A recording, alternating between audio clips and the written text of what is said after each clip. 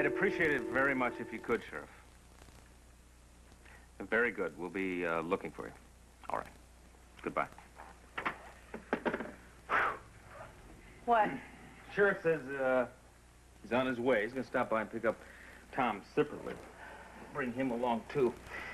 He also said that there have been a number of break-ins in this area, particularly in these isolated farmhouses where people can, you know, get in and out without being seen. This is also a very small town. News travels fast. Someone may have heard that the Hempsteads had gone on a trip. I don't know when it could have happened, Ross. We just packed our things last night and left them in the master bedroom. Yeah, I know that, but honey, we spend more time out of this house than in it. Like this morning, we went on a walk. It took us 3 hours. I think that's when it happened, too. I guess so. Honey, I'm just sorry that it happened the last day of our honeymoon here. Me too. Sure, the Hempsteads were upset when they heard about it. Yes, well, Elmer and Marjorie, they take everything pretty much in stride.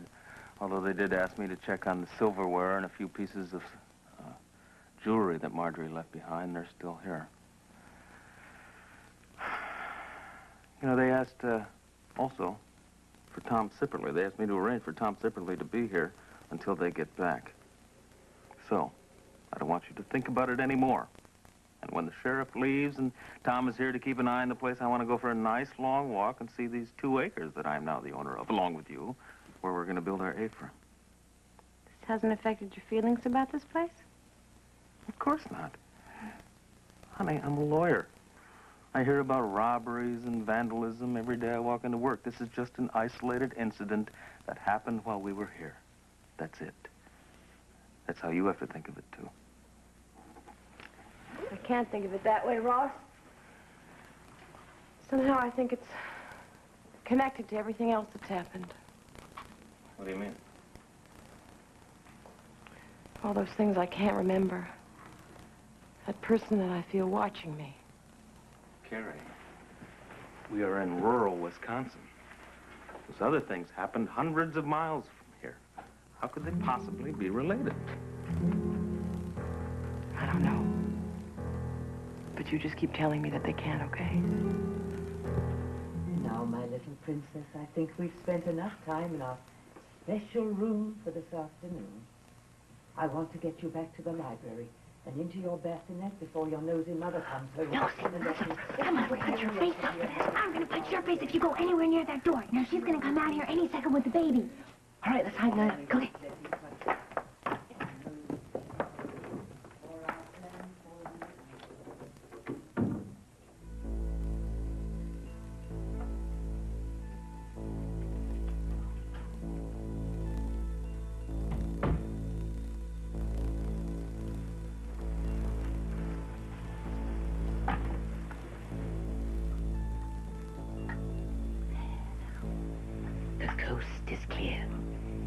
And our secret, our little special place, is still safe.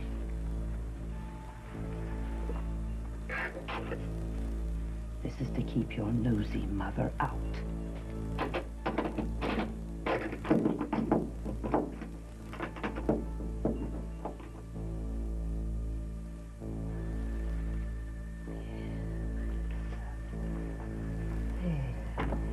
Don't you worry. Rennie will bring you back here many, many times.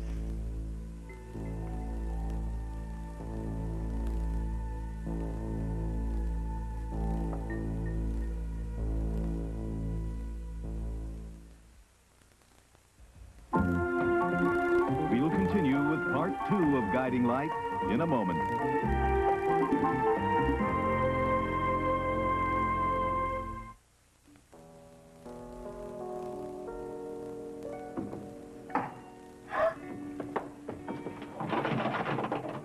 Oh, she's locked it.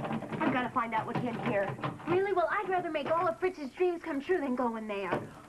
That's a very selfish thing to say, Gracie. I'm not going to rest until I find out why she keeps dragging Kelly Louise up here. Now, wait a second. We haven't heard the baby cry or anything, so I'm sure she's okay.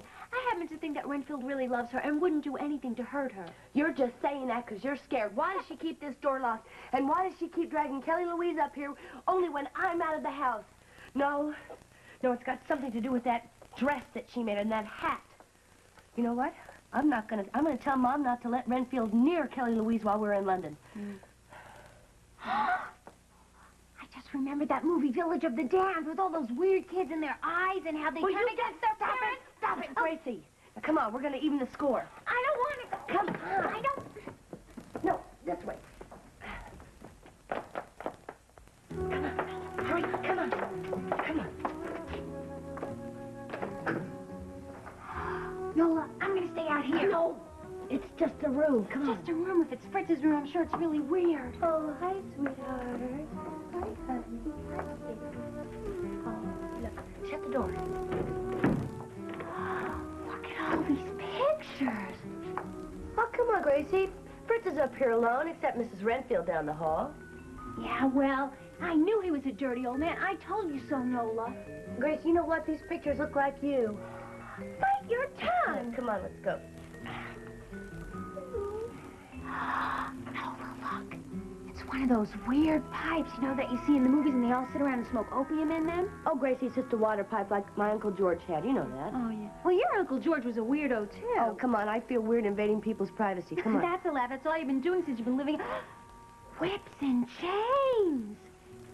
Gracie, you've got to get a hold of your imagination. Imagination, nothing. I know what I'm seeing. That's a chain for the dogs. Spring takes them on a walk, and that's a whip. He uses to keep them in line. Oh, I'm getting the Come creeps. on. Let's get out of Open here. the door. Gracie, look at this. Look at that. To Fritz, love Mama. Oh, it looks just like Fritz with curls, even the glasses. Hey, that's a face only a son could love. Oh, boy, that's a treat. Come on, let's go. Okay, now leave the door partly open so it looks like the cat got out by himself. Oh, remember Oklahoma? Oklahoma? Yeah, poor Judd. He had a room just like that. He had all this weird stuff. He was really Something's wrong with you. So I just came by to remind you that the next time I give you an order and you disobey it, Candy is going to find herself in an awful lot of trouble. No, I don't think so. Because I don't intend to take any more orders, Josh. Oh, then I guess you want Floyd to know the whole story, huh? You want me to tell him that he's involved with an ex-hooker? First of all, that isn't true. And second of all, I've done a lot of thinking. And I know you aren't going to Floyd to tell him anything. Really? Really? Would you like me to tell you why? I can't wait to hear.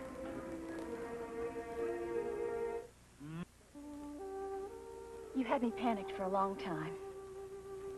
In fact, last night when you ordered me in front of everyone to your hotel suite, I was still scared. I almost gave in. Until I went home and thought everything through. Really? And what did you think? I finally decided that you have probably just as much to lose as I do if you tell Floyd. I'd like to know how you came to that conclusion. I know Floyd a lot better than you do, or ever will. And if you go to Floyd with that lie... Number one, it's no lie. All Floyd has to do is go to the state penitentiary and find Andy Norris, and he'll explain the whole thing to him, I'm sure. Yes, he might just do that, because Andy has as low an opinion of women as you do. He just used me. But to get back to the point, Floyd would never speak to you again if you hurt him like that. Because unlike Andy, Floyd is very protective of me. Whatever else he might think, he knows that I love him. So if you go to him and tell him that whole story and he finds out how you were involved, he'll never want to have anything else to do with you. And you'll end up losing your only client just at the point he's on the verge of paying off.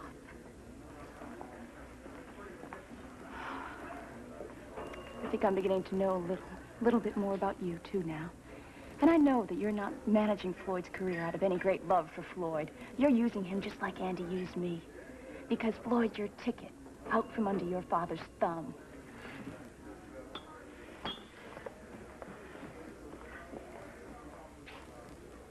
can hardly believe it. The great, fast-talking Josh Lewis doesn't have a comeback. Not even another threat? I just have one thing to say to you, Lesley-Ann. You are making a very big mistake. No, I don't think so. Because I think you're far too shrewd and selfish to risk losing Floyd right now. So no more threats, no more orders. I've just cut the strings. Sit down. I meant it, Josh. No more orders. All your little power plays are finally backfiring at last, including whatever you had to do with having Tony Reardon quit his job. And I can't tell you how proud I am that Tony won that one. I'm feeling better about myself now than I did ever since that awful night I left your hotel suite, so humiliated and degraded. I'll never again. Lesley-Ann, please tell Floyd that Kelly will send my love when you speak to him. Yeah. Okay? I will, Morgan. See you, Kelly. Okay. I don't know it. Josh! I thought you were suddenly becoming unfriendly. Walk right past, not even say hello to her. Yeah, I'm sorry about that, Morgan. I just had some business to discuss with Lesley-Ann about Floyd. I guess I was concentrating on it. Hi, Kelly. Josh. Well, I don't know what your business was about, but you certainly look a little deflated. Yeah, a little, but I'll bounce back. Oh, your mom told me that you got the proof sheets here. They look terrific. Well, some of them. Yeah. Yeah, I remember when this one was taken. Listen, I have to talk to Derek Colby about drawing up another contract for me and Floyd. How about if I have him draw up another contract with you, and I can be your manager? I'm afraid you're a little late for that, Josh.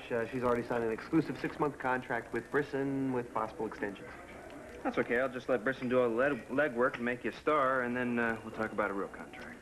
Well, Josh, if having a contract with you means I have to be ordered around like you do with Floyd and Lesley-Ann, no thanks. I'll stay with Mr. Brisson. Yeah, well, some days you just can't win for losing, you know? I'll talk to you later. Josh is incredible. Yeah, I was just thinking the same thing. But after I'd made that suggestion to Ellen, I really felt like I'd gone much too far. I had no idea what you were going to propose to Alan to try to repair his relationship with Amanda, but I think it was very nice of you to want to make a suggestion like that you cared enough. I can't begin to tell you how much I'd like to see Amanda pull herself up out of the situation she's struggling against now. There was a time in my life, and not too very long ago either, when I felt like the whole world was crashing in around me. I couldn't trust in or believe in anyone. So I know how that pain feels. You see, if I were Alan, I'd sign over those stocks to Amanda just to make her know that if she trusts people again, she won't be hurt. Mark, you know, you have done more to help Amanda than anyone I know. I see signs of it every day. I'm not nearly as worried about her as I have been. Well, if that's true, I couldn't be happier. It is. Good. Oh, my goodness. You know, we've been talking for half an hour. Really? That's incredible. I had no idea. Well, I didn't either. I guess it's because it's so easy to talk to you, Miss Griffin. Well, thank you, but, you know, I'm still supposed to come up with a single proposal out of all these facts and figures, and all I've got is a list of recommendations that's out of control. I think Amanda's going to fire me this time for sure. In school, did you ever ask anybody to help you out with a composition? No, not quite. But I remember copying the answers to a science quiz from a boy who was, oh, God, he was a real genius. And getting an A+ in a subject I knew nothing about. Why do you ask? Well, now, I'm not asking you to do anything unethical, mind you, but if you'd let me have a look at that with a fresh eye, I'd probably be able to come up with that single proposal you're looking for. Are you serious? Sure. I'd be eternally grateful. Besides, it's much better than having you fired. Let's have a look. That's true. Here you go. Okay.